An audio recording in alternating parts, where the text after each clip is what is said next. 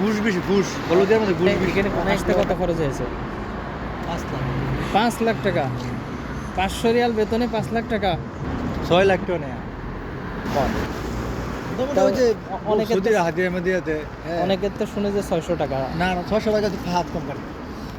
এর মধ্যে আবার মোদির 100 টাকা দিতে হবে আবার যেমন বাসের মধ্যে ঘুষ দেওয়ার লাগে 10 টাকা 20 টাকা। বাসে। নাহলে আপনার মাল সামান নিয়ে যেতেন, ওই যে হাদিদ মাদিদ হ্যাঁ, এলবার নিয়ে যেতেন। বাস ড্রাইভারেরও দিতে হয়। তো এ দিয়ে আপনার হাদিয়া দিয়ে কত হয়? 1000 রিয়াল মতো হয়। এরকম হয় না। তো 1000 রিয়ালে এখন বাংলাদেশের 32-33 হাজার টাকা হচ্ছে।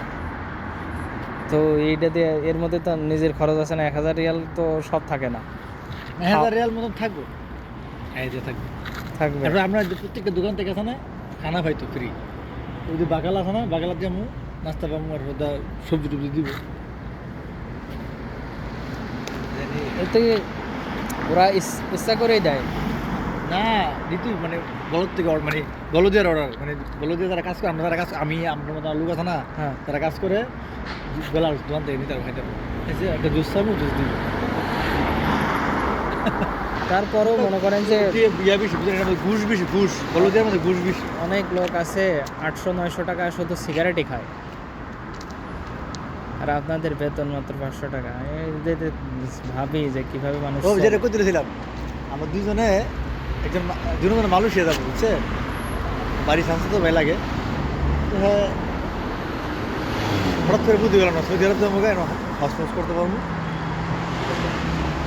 দুজন বুদ্ধি করে পাসপোর্ট করলাম, পাসপোর্ট করে ওর বাচ্চা আছে একটা, আমার বাচ্চা 3টা। পাসপোর্ট করার পরে ওর বউ ফর্ম দিয়ে আছে, মালয়েশিয়া যাওগা, মালয়েশিয়া যাওগা, তুরস্কে যাওগা, গেলাগা, বেতন পালা, আমরা বাড়ির লোক বহুত লোক থাকতেছে। হ্যাঁ, অবৈধ হয়েছে কী হয়েছে, ওই পরে ইয়া টাবল ফার্স দিব, এই যাবো বৈধ হয়ে যাবো গা। ওর কথা হয় না আমার লগে, সিজার কোম্পানিতে আমার কথা, হ্যাঁ আমার লগে আইলো না, হ্যাঁ লগা। আপনারা এই কোম্পানিতে কি বাংলাদেশ থেকেই আসছেন? হ্যাঁ, এরা কি টাকা দিয়ে নিয়ে আসছে? হ্যাঁ, না তাহলে এখানে আসতে কত খরচ হয়েছে? 5 লাখ 5 লাখ টাকা। 500 রিয়াল বেতনে 5 লাখ টাকা। 6 লাখ টাকা নেয়া। এই 6 লাখ টাকা আপনার উঠতেই তো 10 বছর লেগে যাবে। চলো ঠিক আছে।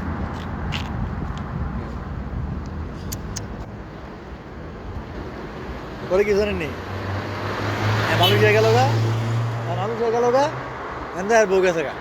ও এটাই তো এলাকায় বাচ্চা টাচ্চা প্রবাসীদের বউ বাচ্চা কাচ্চা না হলে তো সমস্যা আরো। সমস্যা এলাকায় কই জানো, বুঝলেন, মানে বাচ্চা তো নিয়ে নিলে বাচ্চার প্রতি একটা মায়া থাকবো। হ্যাঁ, বাচ্চা যদি খেলাধুলা করবো, মন মানুষ ওরকম থাকবো না। এখানে ডিউটি কি 12 ঘন্টা না 8 ঘন্টা? 8 ঘন্টা, ওই 12 ঘন্টা হয়ে যা, গাড়ি যাওয়া আসা যাওয়া। এটাই তো, দূরে ডিউটি হলে কষ্ট। পথে যে 2 ঘন্টা চলে যায়, এই 2 ঘন্টার টাকা কিন্তু কোনো কোম্পানি দেয় না। হুম, এটা নিজেরই কষ্ট। ওই ধরেন সকালে উঠতে হলে 4টায় ডিউটি হলেই 3টায় উঠতে হবে, ওই রাস্তায় 1 ঘন্টা, আবার বাথরুমের জন্য 1 ঘন্টা, এই 2 ঘন্টা যাবেই আপনার। এই করে এই বেড়ায়। দামি গাড়ি এখন।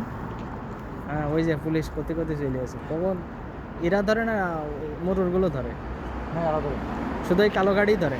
কালো গাড়ি সিআইডি আছে, ওই কালো গাড়ি দেখতে বুঝতেছেন পুলিশ হয়েছে, বুঝছেন, সিআইডি বুঝলাম না। সিআইডি এমনি সিম্পল গাড়িতে আসে, পাঞ্জাবি পায়জামা পরে। আমি এবারে আসে, আমরা পুলিশ পোশাক করে আসে। মক্কা মদিনায় যারা কাজ করে এই ক্লিনারের, এদের পিছনে লেগে দিয়েছে, এদের ভিক্ষা দেবেন না, আরবিতে লেগে দিয়েছে। কি এটা স্যার উপায় নাই তো, হাতিয়া ছাড়া কেউ আইতো না এই কাজে, বুঝছেন, চলতেই পারতো না। ওই যে মন্দির আগে মন্দির, বুঝছেন, এ মোদির কোন দেশে? মার ফেরান ব্রাহ্মণবাড়িয়া।